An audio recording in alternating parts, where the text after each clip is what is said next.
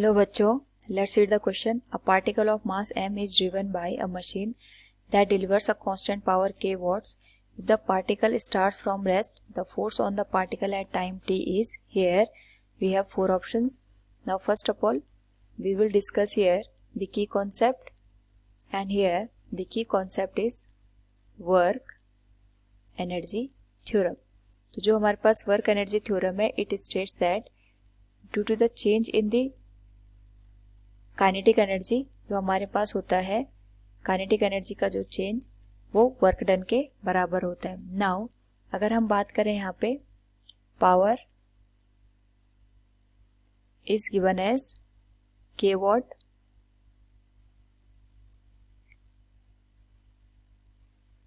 Initial जो हमारे पास यहाँ पे वेलोसिटी है दैट इज यू, और अगर हम यहाँ पे फाइनल वेलोसिटी की बात करते हैं that is v. Mass we can consider as m।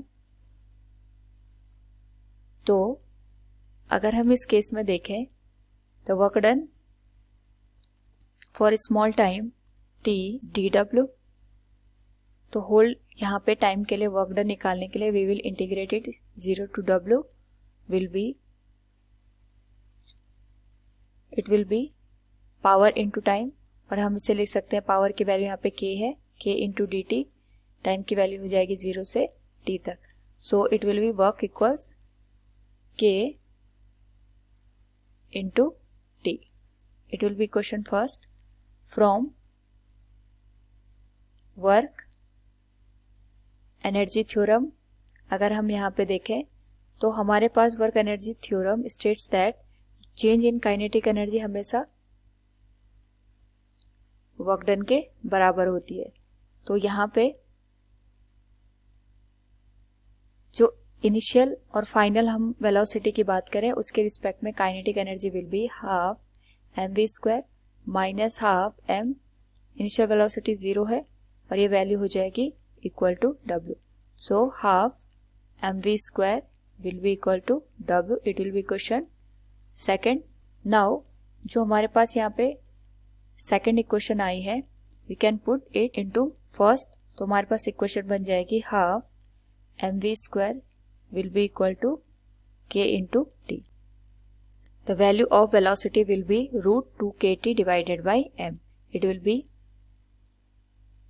The value of velocity. Now अगर हम यहाँ पे देखें it will be question third, we will calculate here the acceleration, और एक्सेलरेशन की वैल्यू हो जाएगी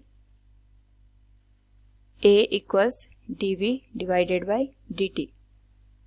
तो वेलोसिटी को हम लिख सकते हैं यहाँ पे d divided by dt √2 k into t divided by m। इसको डिफरेंशिएट करने पे we will get 1/2 into √2k divided by m multiplied with 1/√t। और अगर हम इसको और सिंप्लीफाई करके लिखें the value of acceleration will be √k divided by 2m into t. So force will be F equals m into a। तो acceleration की वैल्यू we can write here √k divided by 2 into m into t. It will be the final answer. So from the given question अगर हम यहाँ पे देखें we can say here